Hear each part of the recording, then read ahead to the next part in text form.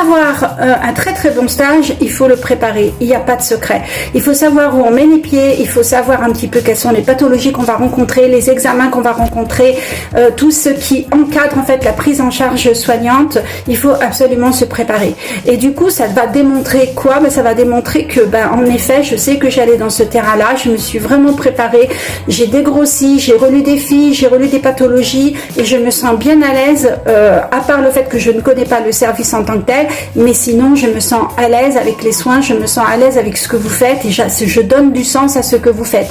D'accord? Et donc, du coup, vous allez poser des questions plus sur des choses que vous avez encore à découvrir et que vous ne pouvez pas savoir tant que vous n'avez pas mis les pieds dans le service, et non pas des questions sur lesquelles vous devriez savoir et que vous n'avez pas à poser la question.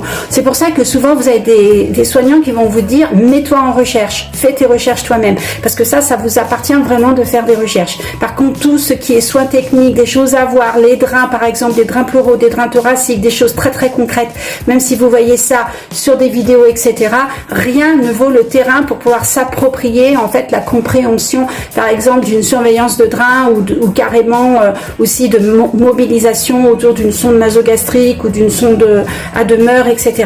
Donc faites bien la différence entre vos propres recherches que vous devez faire pour être nickel au niveau du terrain et puis ce que le terrain lui-même peut vous apporter. Il faut bien faire cette différence pour que votre stage se passe super bien.